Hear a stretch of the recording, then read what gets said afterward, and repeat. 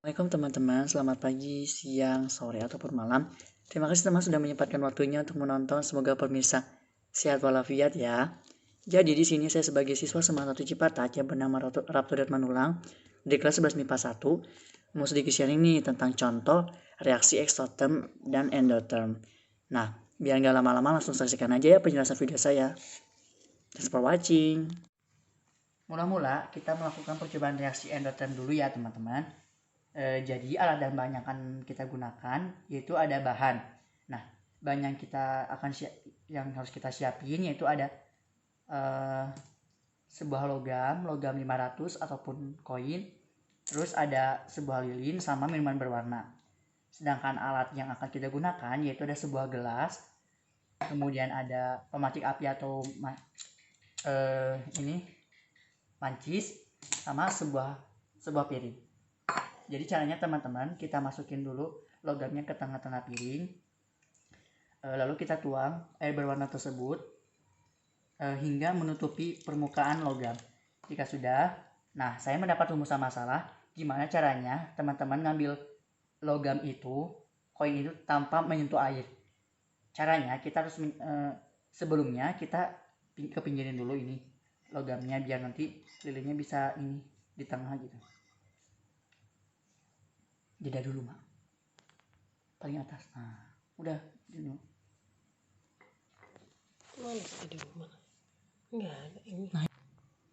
Kalau udah kita letakkan lilinnya ke dalam tengah-tengah, terus kita nyalakan.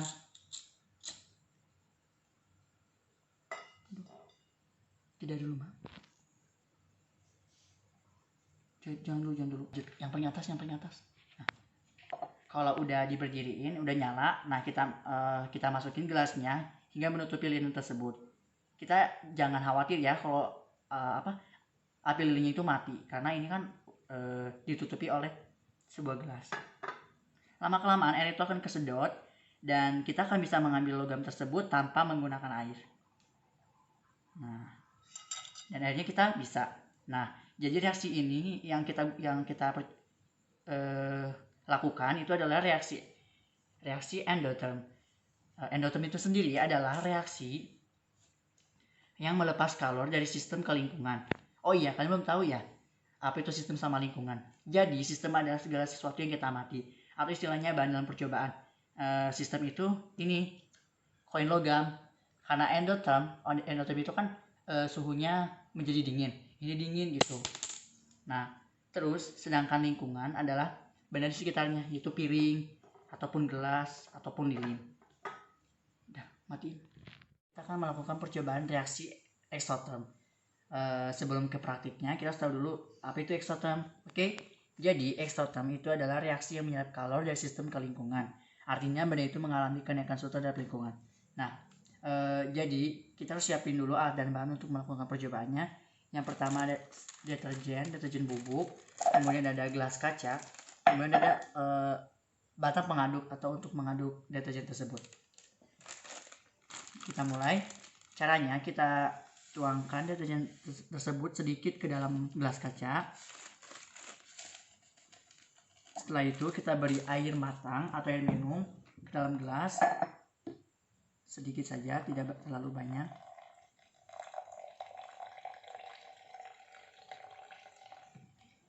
Jika sudah, kita aduk menggunakan batang pengaduk. Tunggu beberapa saat agar gelasnya bisa menjadi hangat. Tidak. Selanjutnya teman-teman, kita membuat percobaan reaksi eksoterm. Oke? Sebelum lanjut ke praktiknya, kita harus tahu dulu nih apa itu reaksi eksoterm. Jadi reaksi eksoterm adalah reaksi yang menyerap kalor dari sistem ke lingkungan. Artinya benda itu mengalami kenaikan suhu terhadap lingkungan.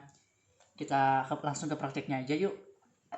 Jadi aku udah siapin alat dan bahannya, yaitu ada air matang atau air minum, kemudian ada satu buah gelas kaca, batang pengaduk atau pengaduk untuk deterjen, sama satu buah deterjen bubuk. Jadi caranya kita masukin deterjen bubuk ke dalam gelas kaca tersebut, kemudian kita tuangkan air matang sedikit saja, tidak terlalu banyak. Jika sudah, kita aduk deterjen tersebut menggunakan batang pengaduk. Tidak mah. Sok lanjut. Kenapa gelas ini bisa menjadi hangat? Oh iya teman-teman, sebelumnya rumusan masalah dalam reaksi ini, kenapa gelas ini bisa menjadi hangat? Karena deterjen mengandung surfaktan dan natrium silikat yang membuat gelas tersebut menjadi terasa hangat. Teman, alangkah baiknya kita mempelajari materi dari percobaan yang kita lakukan. Jadi dalam ilmu termokimia, eksoterm dan endotherm itu memiliki perubahan entalpi. Entalpi itu sendiri disimbol dengan H, yaitu energi yang menyertai reaksi. Dalam reaksi kimia yang diukur adalah energi. Entalpi ini juga bisa sebagai fungsi keadaan. Maksudnya besar perubahan entalpi bergantung pada keadaan awal dan keadaan akhir.